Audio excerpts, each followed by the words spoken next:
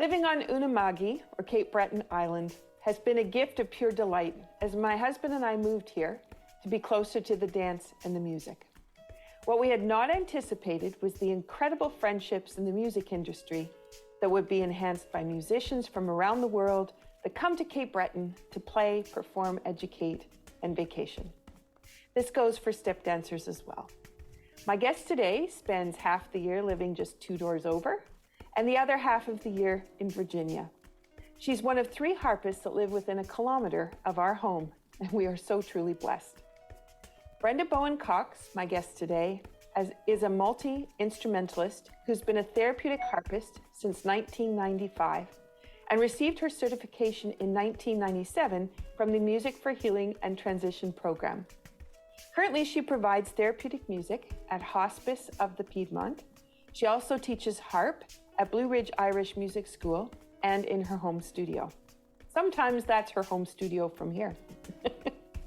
Brenda's published several works of her arrangements and compositions, and she's been supporting our Movement Made Easy class in the spring session with her incredible talents.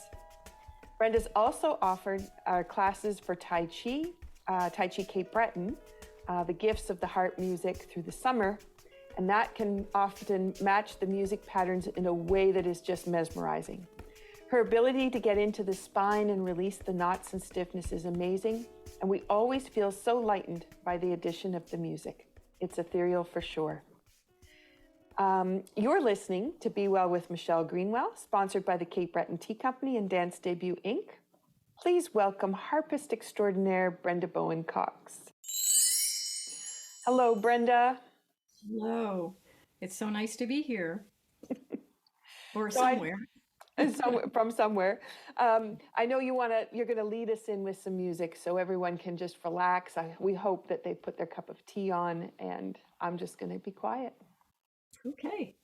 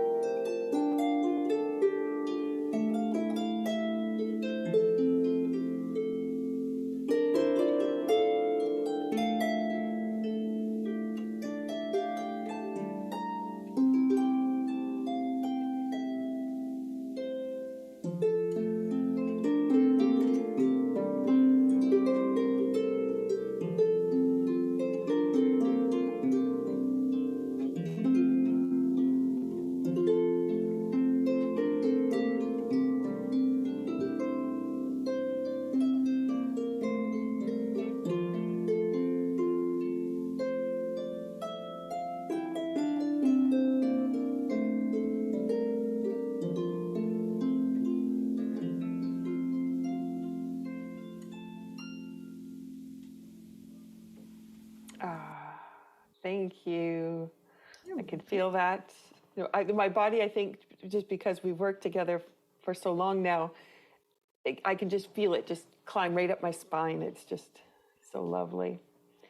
Before we dive into the conversation and learn more about you and your work, let's set the intention for this session. And this provides the listeners with the opportunity to just think about what they want a little bit more of in their life and how this music may be able to help them get there.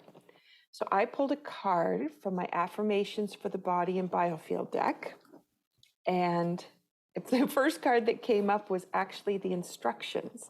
And I'm just going to hold this up so people can see. It's like a burst of ray, but it's purple, white, and blue. And what happens when I get instruction cards is it usually tells me I'm supposed to move in a particular way.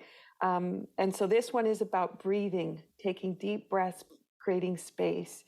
And then the second card I pulled is from the Fascia Spine Flow deck, and it's the note of D.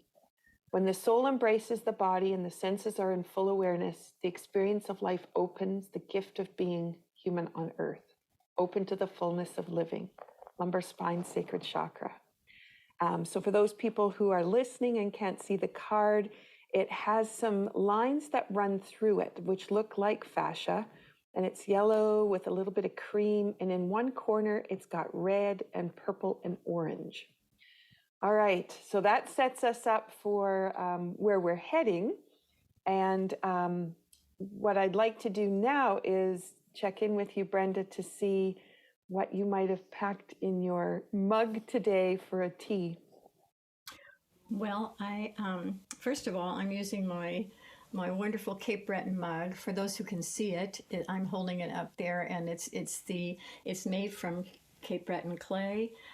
It has the outline of Cape Breton, like sort of like a map on it, and it contains the Rising Tides tea. I actually I like all the teas.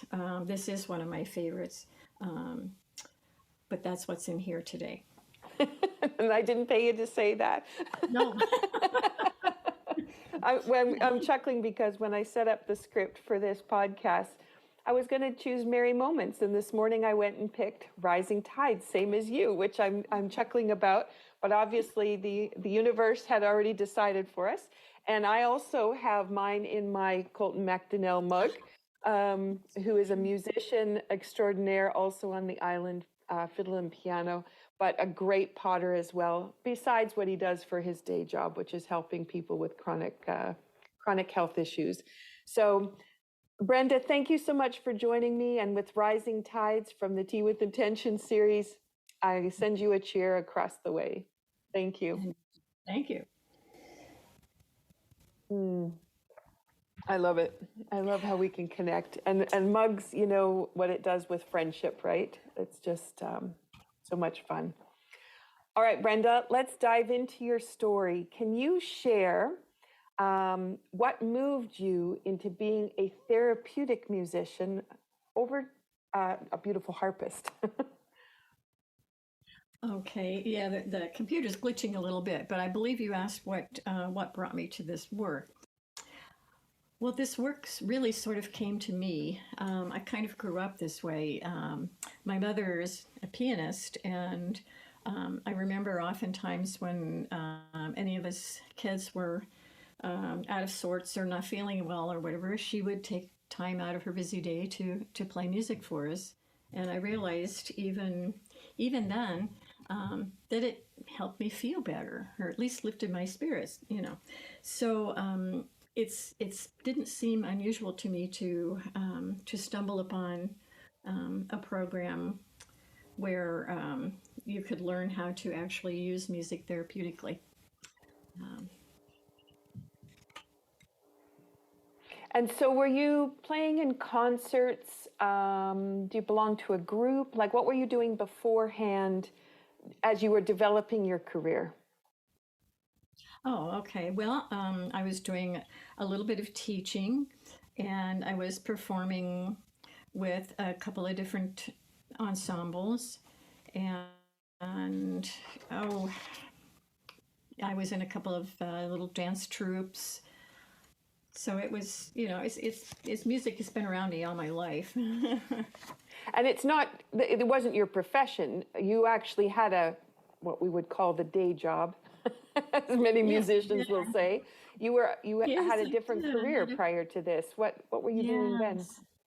Well, I had a 32-year career of being a teacher of the deaf and hard of hearing. I taught deaf and hard of hearing kids of all exceptionalities, from preschool through high school.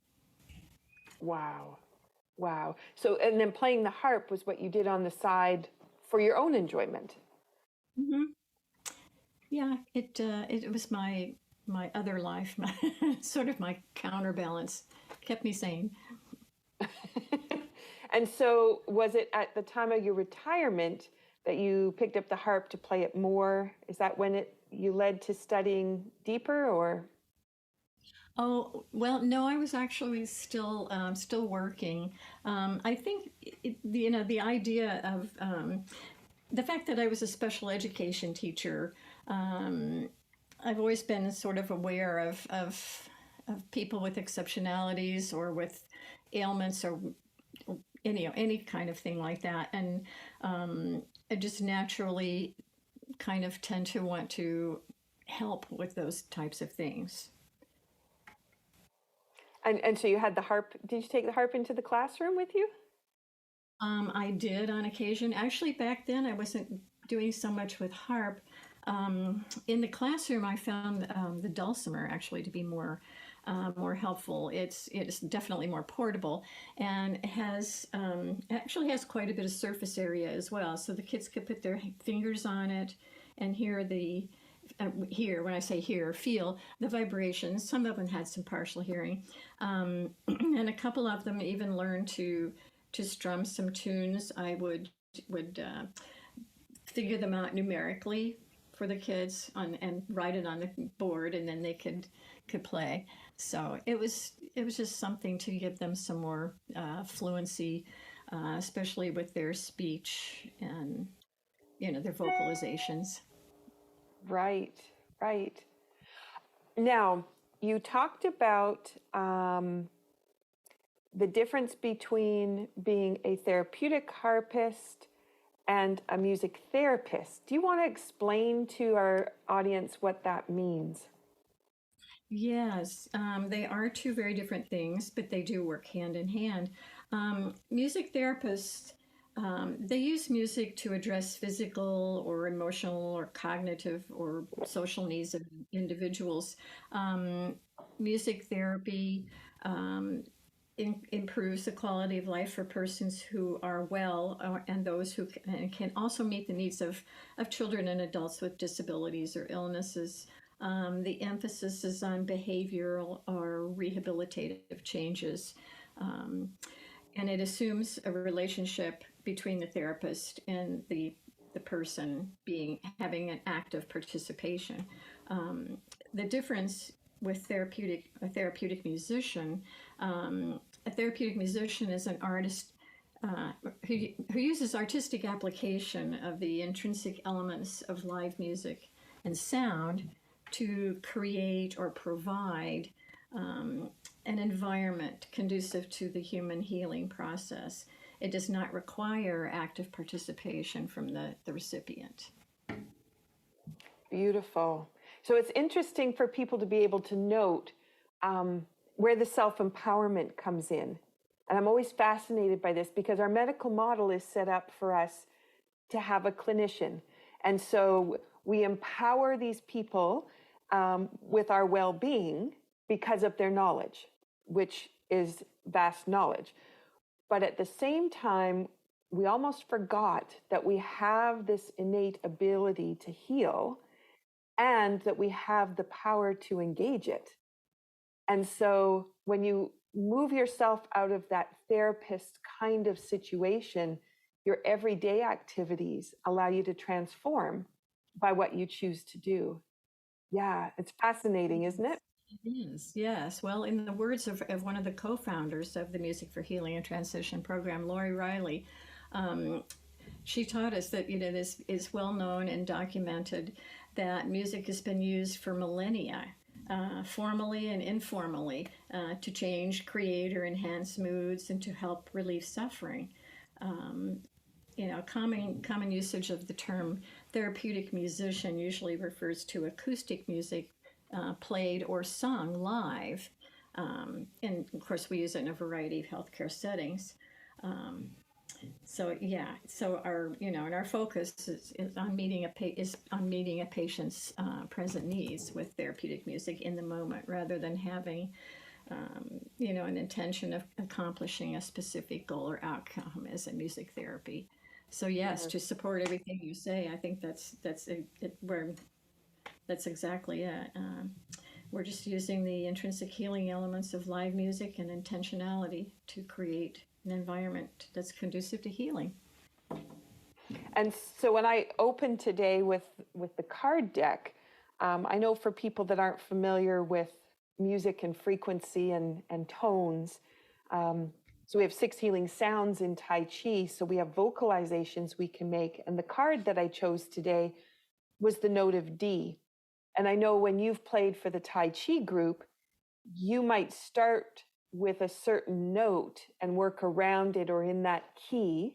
So the notes that are familiar to that key, but then you start to play from there and pull the music. And that's that opportunity for the listener to be empowered by what that music can invoke. And the way that if people choose that they want to be in a transformation process while they're listening to music, they can make that choice and the innate healing potential is immediately engaged. It is engaged just because you're listening to the music. But of course, if you add intention, that has the opportunity to magnify. And I know you as the beautiful player that you are, you're so intuitive to the nuances of what's going on in the room and the people to be able to pick up where you need to go with the music. I know that's a little bit harder to talk about, but do you want to maybe just talk about kind of how the music pulls you? Because you sometimes start with the tune and then you transition over to more intuitive playing, and it's such a skill. Well, yeah, it is hard to describe. It's really about being in the here and now, and just like you say, tuning in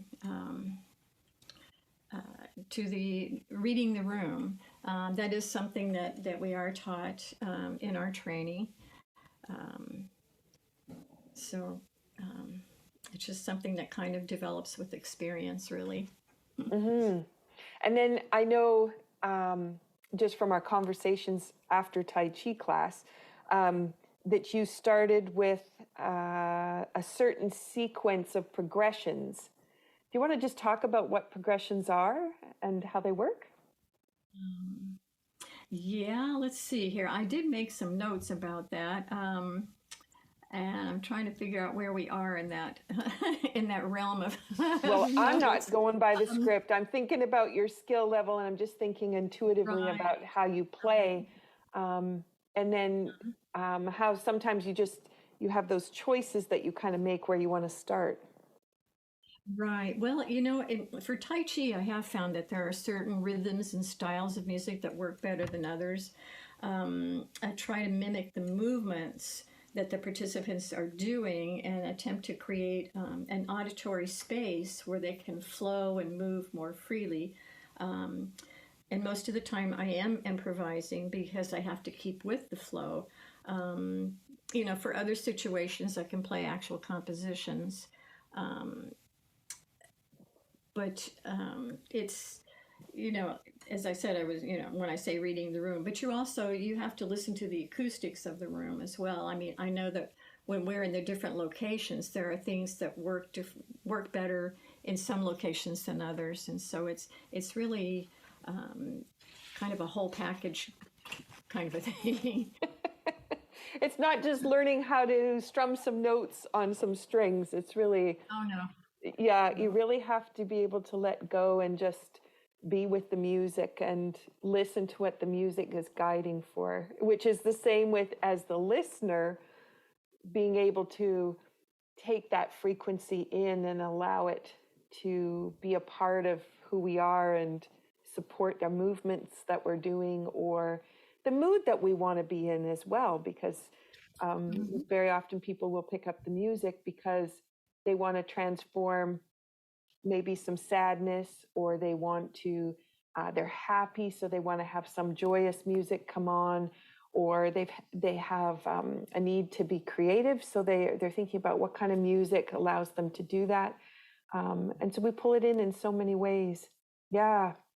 Yeah, and because everybody's goal is different, as I said, I have to create the space and not one specific goal. As a music therapist would do, you have to, you hone in on one thing, and in this realm, I'm making basically an auditory room where all these people can fit in and take care of their personal goals.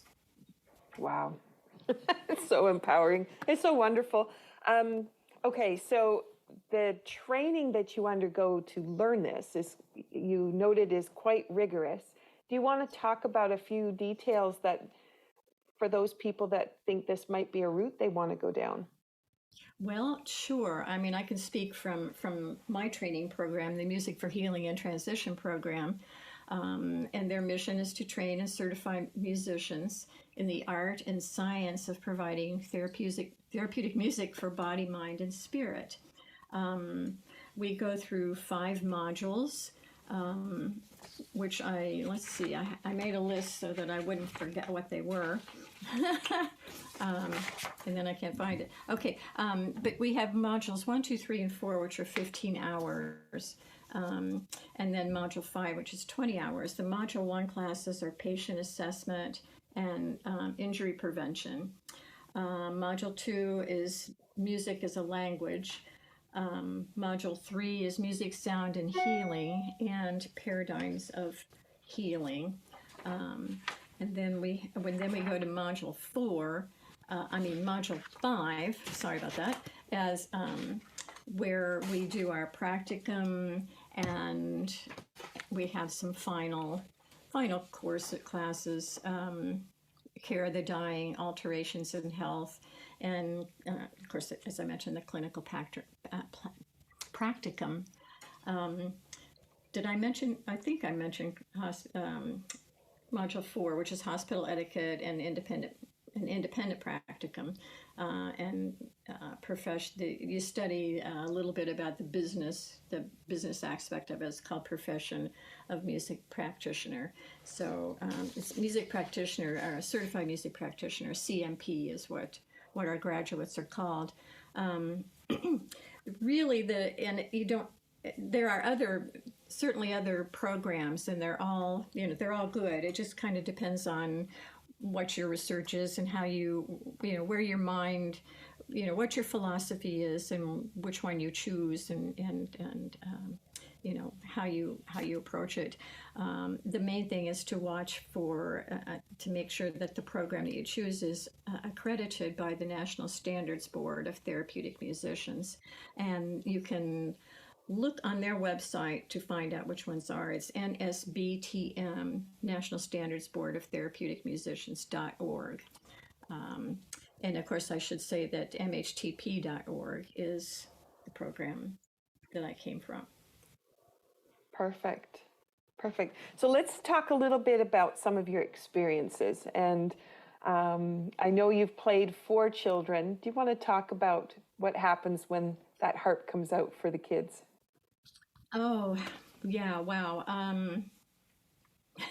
It's almost, it can't even be put into words. I do have, a couple of quotes specifically from parents of children, that I've pulled from in the past. One said, and I quote, "It had a calming effect, which helped her to sleep peacefully." Sometimes that's all they need, at the time. If they're crying uncontrollably, or if they're just, so out of sorts that they can't function, then if you can put them to sleep, that's such a good thing. Another mom said, "I notice most the caring of the harpist and the appropriate music." And I can't claim that was directed only at me, because in that situation we had a couple of different people participating in the music program there. Playing, my favorite place is the NICU, the Neonatal Intensive Care Unit, where the babies there, of course, they can't tell you how they feel or what they want, but the nurses were always so kind to me there. It's, you can help put the babies to sleep, or you can just soothe them so that they can get into the rhythm of learning to eat. A lot of them don't have that innate ability yet, because they're too young, they're too premature. And so you can assist with all kinds of things in there, just with rhythmic passages and soothing, calming passages. Wow, I never thought about the sucking reflex responding to music. That is amazing. So if there's any moms out there that are listening, what music can do for that. Yeah. Oh, that's interesting. Okay, do you want to talk a little bit about your work with, I'm going to the other end, that's neonatal. We go to palliative care and hospice work, some of your stories Yes. from there. Yeah, I love doing both ends of the spectrum, actually. It sort of keeps me in balance. I've learned so much about living from being around those who are dying. Um, it's just absolutely amazing. The most gratifying thing that I get out of this is knowing that these people have allowed me to come into this very, very personal space at a very, very poignant and sacred time of their life, when they're making that transition. Um, so it's very much an honor. Um, Sometimes that they're not responsive. Many times they're not responsive, but you can just kind of watch the breathing patterns, and watch for any kind of movement anywhere, particularly sometimes in the face, sometimes fingers or toes will move. It's just such a gratifying thing. And then I have a few quotes from people from hospice. It said it was calming and helped to make the pain go away for a while. Um, Oh, and here's one. This person was so poetic. What I noticed most was the way the sound caresses the air and makes you forget where you are. And I thought, oh, that is, you know, the music calmed mother to sleep. She has difficulty talking, but smiled when the music was played. Um, Another said, I noticed how peaceful I felt. So, there's kind of a common thread here, the peace, the calm. And of course, that's always my intent when I play for anybody, is to spread peace and calm. And then that opportunity for people to take a deeper breath, and that deeper breath allows for that tension to be released, which means that the pain, even though they may have a lot of pain, that pain actually can lessen, or become less dominant in their mind and experience because they've been transported somewhere else. Yeah, that's a beautiful gift to be able to share. So since you transferred from being a harpist, and I do know you still put on concerts and play with, you've got the friends that you play with, what have you noticed about your life as a result of moving into this kind of work with the music? Well, my continual path, as I call it, or journey, is in meeting all these incredible people that I play for. In hospice, it's such an honor to play for them, and as I mentioned, to think that they allow me into this special part of their lives.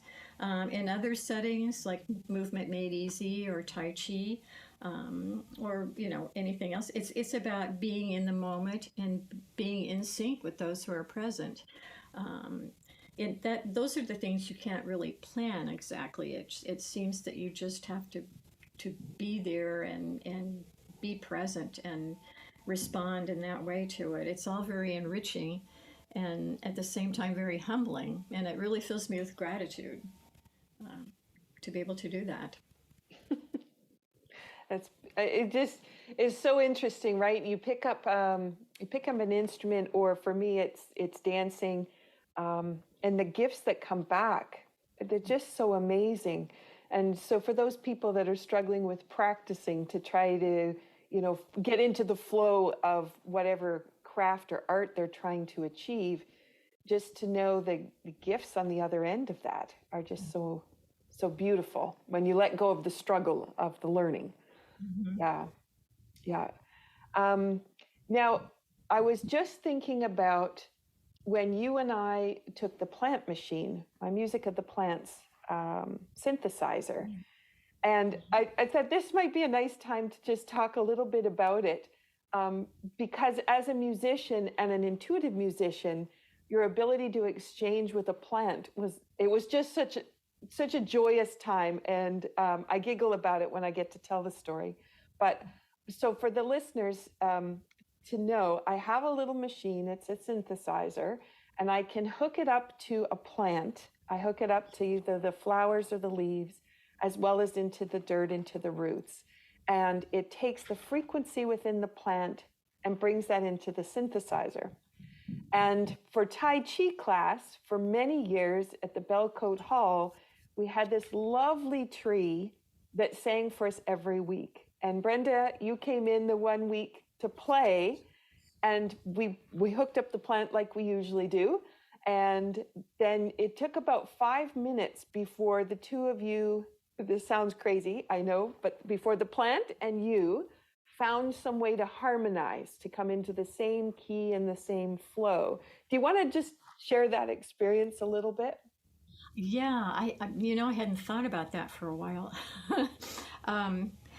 Yeah, I was very tentative at first because, of course, I'd never played, directed my playing at a plant. I mean, I've been aware of plants being around me when I've played. So it was more like a call and response at first. I would do a little bit of something and wait to see if the plant responded. And then when we got into a pattern, we could just sort of flow along together. I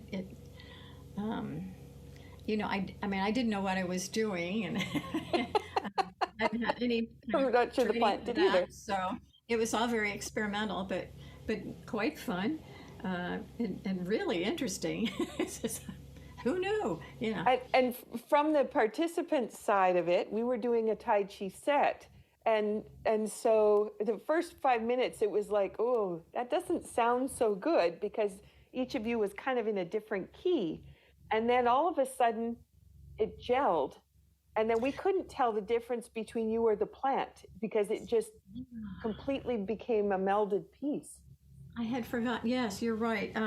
Well, we are taught in our training about entrainment, which is you go in, and of course you don't know where. And I'm going to talk on the side of like a patient rather than a plant at the moment, but you'll see where it ties together. And of course, you don't really have much to go on when you just walk into a room. And so you start, and you kind of, so you're searching for tones that they seem to respond to, and then you find that, and you kind of hone in on that, and then you meet the patient at their level. You meet them where they are. If they're agitated, your music's going to be a little more agitated, and then you get them, you meet them right where they are, and then you begin to gradually work them into something, more calm, just slow, either like you're trying to slow down the heart rate, or you're trying to get them to breathe more deeply. So you begin this entrainment. So maybe without even realizing that I was doing that, I was probably using entrainment on the plant, or maybe it was using it on me, so that we could jive. Yeah. I just remember finishing the set, and all of us, there was, I don't know, 15, 20 of us in the room, and we all turned around, and our jaws were on the floor, because it was like, wow, that was just so spectacular that it just harmonized. And then from that experience, you and I came back home, and we got 3 plants out, and we put them in the studio and set up the harp, and thought, well, let's see, because if the plant responded to you playing with it like it did, are all plants the same? And so I just chuckle all the time, because I still have the same geranium plants, but we had 2 different geraniums, and I think the third one was a fern or something. I think so, yeah. And so I don't know if you remember the personalities of each plant. Do you remember? Yeah, I'll let you tell it because it's so interesting. Well, they are all different. And gosh, I don't, you have to help me remember all this. So the one geranium, you started and it liked a series of progressions that you had chosen, and it wanted to go slow. And so you kind of had to slow down what you were doing and stay in that slow state. And then when we changed over to the other geranium, it didn't like that at all. And it would hit notes that were sharps and flats compared to what you were trying to play. And it just was totally a disharmony until you sped up. And then when you sped up, it was happier. And so it just joined in with what you were doing. Okay. Yes. Yeah. I've forgotten all about that because I do remember that of the three, somebody was really different, and I didn't remember who. Yeah. Yeah. I say somebody. You know what I mean? But yeah. So that just goes to show you. Yeah. You can create that space, but you have to give the space too. I mean, you have to work with it. It doesn't just descend upon you and magically be there. And then there's that, and the reason I brought it up is because I think sometimes we think that the music always has to be from what we hear. And the thing about therapeutic harp is, yes, you're hearing it, but it's that resonance that's coming into the system that allows the spine to release, and it allows the organs to slow down, or the breath to go deeper, or the mind to calm. And you can hear that music, but it also is reverberating through. And so the plants have their own voice and their own song. We just can't hear it. And you had this amazing ability to be able to listen and follow and then transform it. And from a therapeutic harpist perspective, the gift that's allowed you to have those kinds of experiences. Well, I'm glad you reminded me of that because, a lot of times I'll go into a room at hospice to play for somebody, and a family member is there, and they'll say, oh, well, his hearing is really so bad, he's not going to hear anything. And I have to remind them that the cells, all of your cells will respond to the vibration, whether you're hearing the music or not. So it makes, that makes perfect sense to remember that cells respond to sound waves, basically. I mean, the basics of it. Yeah, and at that innate, those innate reflexes in the body too, because you were talking about how fingers and toes will move. And I know that anybody who's been a dancer, if someone goes in to play music for them, you'll see their body try to respond to the music in a way that they innately have embodied in their lifetime. Yeah. Yeah. So, do they need to be able to hear you? Not necessarily. They need to be able to experience you. And that's the key. Yeah. Oh, Brenda, we've had so much fun with the music over the years and being able to play. And I know you've got incredible talents. Do you want to talk a little bit about your compositions and books for those people that might be interested in what you have produced? Well, yeah. I've written a few books and several sheet music arrangements and compositions. They're available in most harp music shops, or for me personally.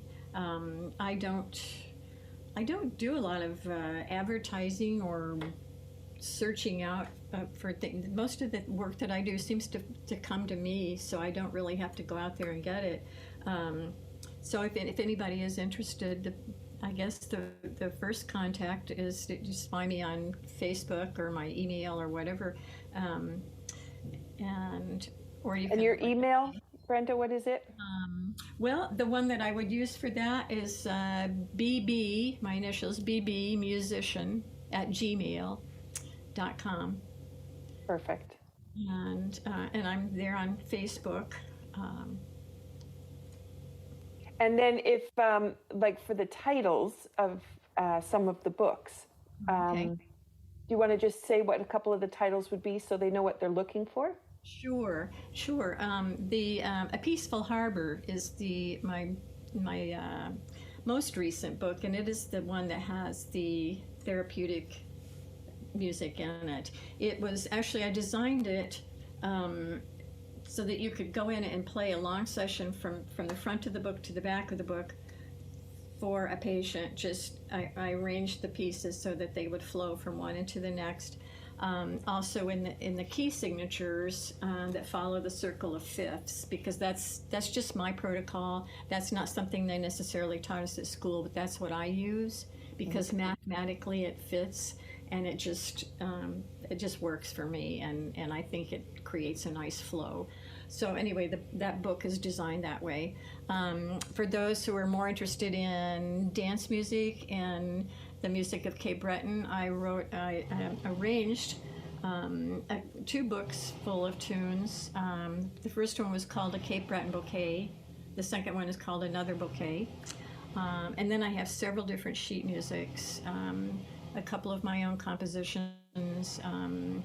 One was a hymn that a nurse in the NICU had requested many years ago, and no, not it was the doctor. Anyway, just a smattering of different things. One of my best sellers is the good old Satchmo piece called "What a Wonderful World." I just love that one too. And you say it so calmly and quietly. Well, I just created these books, but I've written books, but that's like words. You've made a composition. You've been able to write it all out and bring that to print. And I just think that is the most extraordinary gift that you've been able to offer. So for those people that are listening, even to the idea of the progressions and the way that the music's going to be played in the latest book that you produced, for those people that are coming into therapeutic kinds of settings or intuitively playing, you've figured out, like you said, the mathematics. And I know you calmly said it, but I just want to point out the incredible gift that you're offering by having put these books together and taking your experience and sharing it with the world. So thank you for that. You're welcome. I'm in awe of all the things you do. This is what I know and what I can do, so I just do it. But then I look at somebody like you who's written these other books, and I think, if I were given that task, I would probably just crumble. It's funny, isn't it? What's easy for one and not easy for another. Yeah. Yeah, that's what makes our village. Oh, beautiful. Okay, before we close today, I always like to ask people about a favorite movement they might have. But instead today, how about if you play us a little something music-wise, and I would invite those people who are listening to think about whether they want to toe tap, they just want to get up and dance in the kitchen, or they can sit back from their desk or wherever they happen to be listening and just enjoy the music. Okay. I had planned to play something else, but since I just mentioned the Satchmo piece, I'm going to try that. I haven't played it in a while, so I don't know what will come out, but we'll see. All right.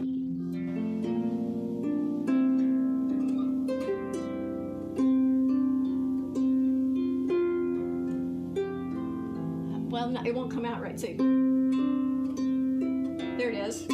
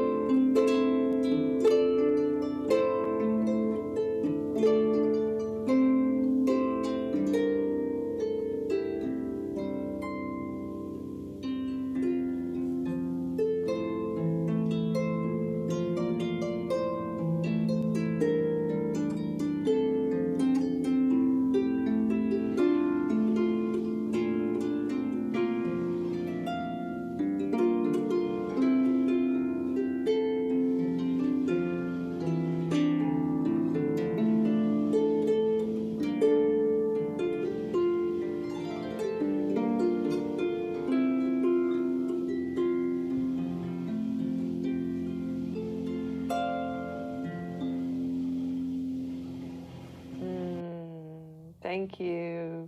You're welcome.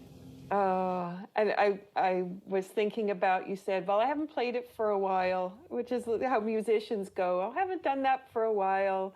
And then once those first couple notes kind of go past, and then you're in it. The memory is there and it carries you. Yeah. Beautiful. Is there anything you want to add before we close today? I can't think of anything, but it's just, thank you so much for asking me to do this. I hadn't ever done a podcast before, so I'm always up for learning, and I'm so glad that you kind of guide me along and show me new things to do and new pathways all the time. So thank you. You're very welcome. Thank you for joining me. I am delighted for this season to be doing how people transform and what the transformation process looks like. And I'm hoping that by shedding the light on these different conversations, we invite people to think it can be different, and what they really want to go for is possible. Because just as you and I were saying, what's easy for one may not be so easy for the other, but when you work collaboratively together, amazing things happen. And you and I have been examples of that in the fun that we've had sharing our skills. So yeah, thank you so much, Brenda. Thank you. Brenda and I are on Movement Made Easy Wednesdays at noon. And so if that's something that you think you'd like to enjoy, some movement with some harp music, that's on eventbrite.ca. You can register. Those people who are coming in partway through this session, they're all recorded, so you have access to them, and you can go back to them, which is great. And we'll be starting into the next session shortly, which I'm excited to see where that takes us. In closing, Season 3, we're devoting to the transformational process that happens when people reach into their authentic selves and create magic. And our season has several publications this year, and we hope they inspire and empower you to consider living your true heart's desire with the love and compassion for others at the forefront. Thank you for joining us. This is Be Well with Michelle Greenwell, wishing you well-being.